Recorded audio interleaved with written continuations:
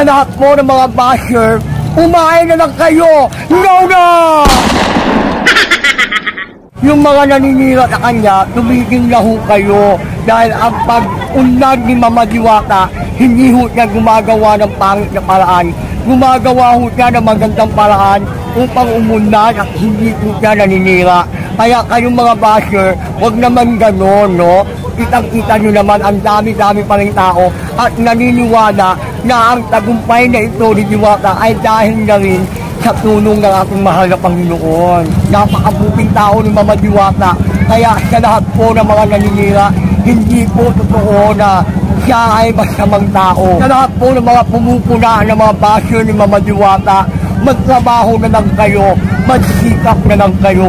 Gumawa ho kayo ng magandang paraan para sa inyong kauunlad dahil hindi po nakakatulong ang paninira nyo sa ibang tao. Kaya para umangat kayo, gumawa kayo ng mabuting bagay sa kapwa-tao ninyo. Mga kabayan ko, mukhang may pinagkakaguluhan dito. Yan, si Impacta yata to mga kabayan. Kumain na ba kayo? Kain na kayo! No, no! Mga kabayan ko, siya pala si Impacta, ang isa sa tinulungan ni Diwata at kung saan ngayon ay nagtatrabaho na sa kanyang pwesto. Tama. So Impacta, anong masabi mo dahil may mga iba na pumupuna dito sa pwesto ni Diwata na kung saan ay medyo umunti na raw ang pila at higit sa lahat, kumunti yung kumakain. Anong masabi mo doon?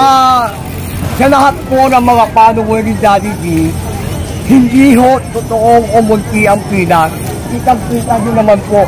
Walang humpay, walang tigil ang pila kahit hanggang ngayon. Nagpapatunay naman po na ang mga tao, ang mga taga-suporta ni Mama Diwata ay patuloy na nananatili at nag-iiwan ng mga magagandang bagay upang pakita ang suporta nila kay Diwata. Kaya sa lahat po ng mga basher, umain na lang kayo! No na! So anong masabi mo kasi may mga naglalabasan na video kung saan may nakita tayo dito parang diyan sa pwesto ni Diwata. Napansin mo yung video na yon, yung parang gumagalaw-galaw sa ilalim ng lupa? Oo nga. Anong masabi mo doon? Talagang tinatimingan po ng mga vlogger na naninira sa kanya. Naghahanap talaga sila ng mga paraan. Kung totoo man yun na nangyari nga, hindi naman ma-avoid yun. Nangyayari yan sa lahat po ng mga kainan. So, yung mga naninira sa kanya, tumigil na ho kayo. Dahil ang pag-unlad ni Mama Diwata, hindi ho niya gumagawa ng pangit na paraan. Gumagawa ho siya ng magandang paraan upang umunlad at hindi ho siya naninira. Kaya kayong mga basher, wag naman gano'n, no? Kitang-kita nyo naman ang dami-dami pa rin tao at naniniwala na ang tagumpay na ito ni Diwata ay dahil na rin sa tulong ng ating mahal na Panginoon. Ayun, Impacta, matanong kita ulit, no? Paano nga ba nagsimula na si Impacta ay makadating dito or mapunta rito sa pwesto ni Diwata? Oo, mahirap po ang naging kalagayan ko. Yung mga nagdaang mga buwan, no? Yung hindi na ako makauwi ng Davao, hindi ko na alam kung paano ako makakauwi. Saan ako matutulog, saan ako hihingi ng tulong. So hanggang dumating yung point na laging nag-trending si Mama Diwata, ang lapit ng pala dito. So pinuntahan ko at humingi ako ng tulong.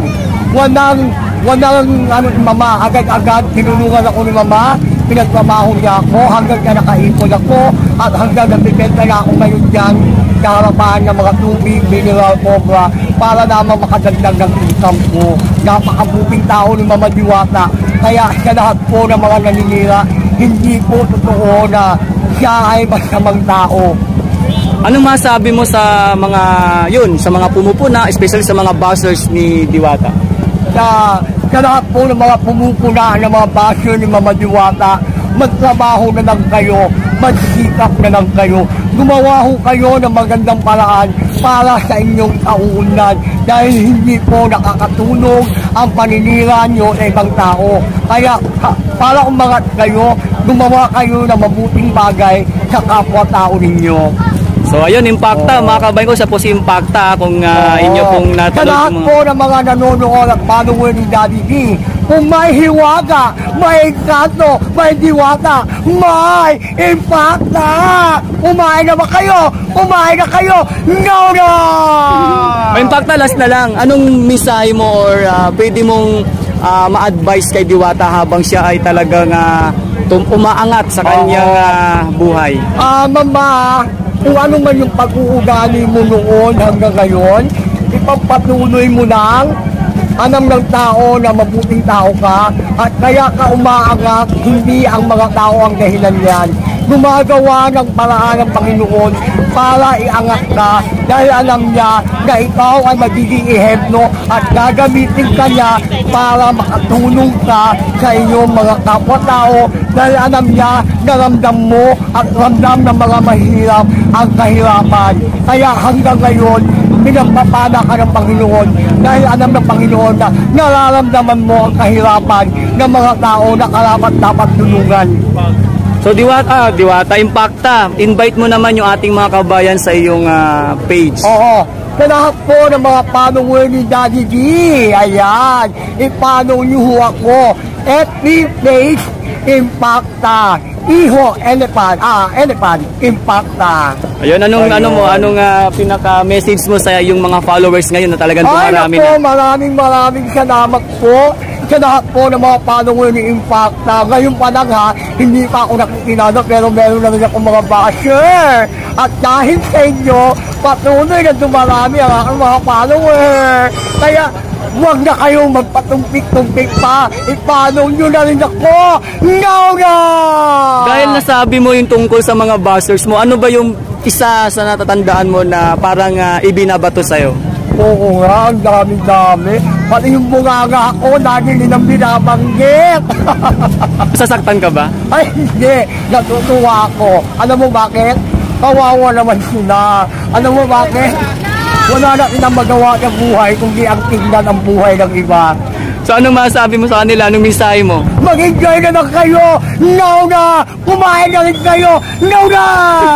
Ayan, salamat ng maraming Maraming salamat po, Daddy D. At sa lahat po ng mga vlogger, alam nyo, malaki ho ang naitutulong ng mga vlogger ng mga kagaya ninyo dahil naipaparating nyo sa buong mundo na ang mga karapat-dapat makilala at bigyan ng pagkakataon ang mga kagaya namin na naipapakita nyo ho sa buong mundo kung sino ang mga karapat-dapat tulungan at makilala ng mga mamamayan. Maraming salamat po.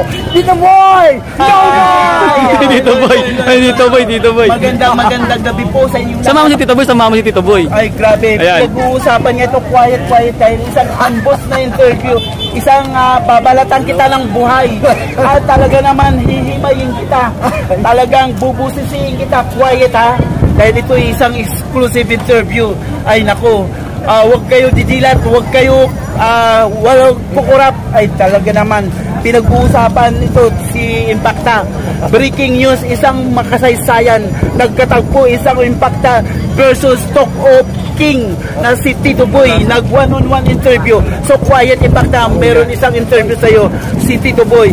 Dahil ang balita ko raw may pasabog pala ito si Diwata bukas sa kanyang opening. So anong masasabi mo doon? Paliwanag mo nga kayo sa vlogger ng bayan at saka kay Daday Daddy. Okay. Anong masasabi mo? Yan lahat po ng mga Pilipino na nandito ngayon at nanonood ang mga magagaling nating mga vlogger. Abangan po ninyo ang opening ng Diwata 2 na mangyayari tomorrow na yan. 10 a.m. Ang daming mga magaganap na magaganda at mamimigay na maraming mga papremyo ni Mama Diwata. At may gagawin kami doon ni Mama. Ito mo, di ba? Ay, abangan po ninyo yan. Meron ba tayong mga abangan mga sikat na personal? Marami! Kaya abangan nyo. Coco Martin nandun daw, yes. Pero balita ko, Timbugok nga daw ay pupunta. Darating din, darating din. At Para marami supportahan. pang iba. Pero ang inaabangan ko doon si Madam Rosmar, pinakamalakas. Oo naman, pinakabangan ko rin yan. Kasi baka makakuha tayo ng iPhone at iPad. Ay, oo, maraming ibibigay. At ang gusto ko, masampal ako ng 10K. No na! Abangan natin Madam yan. Rosmar, baka naman. Madam, baka naman, ibigay mo na. No na. Ayan, Madam Rosmar, panawagan ni Impacta. Okay, tawagin muna natin ang inaabangan dahil po na live. Dito boy!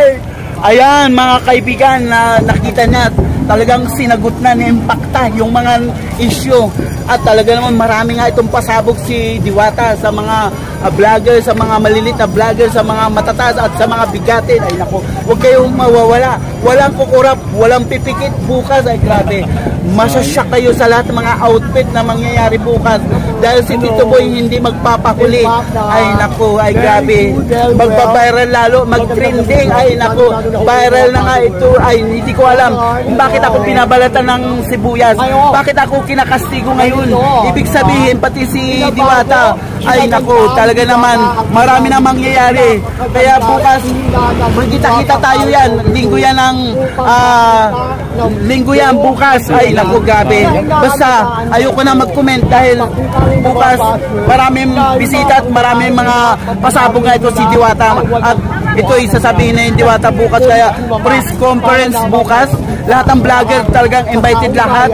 So, ang dami talagang mga paprima, ang dami mga pag-games. At ang balita ko, yung isang bigati na vlogger na yung Kambal, talaga namang pinag-uusapan, si Luisito Vloggers, ay pupunta doon sa Diwata Paris Overload. Tapos si Ma'am Rosmar, yung pinakamalakas, yun, darating din yun. Tapos si Wamos, darating. Gusto nyo kaya? Yes, si Boss Tuyo hindi magpapauli. Kaya kaibigan, tay, usap tayo ngayon lang dito sa Diwata. Live na live, pinag-uusapan. Kaya dito lang yan sa Diwata. Now na! No na! Ayan po si Tito Boy at Impacta.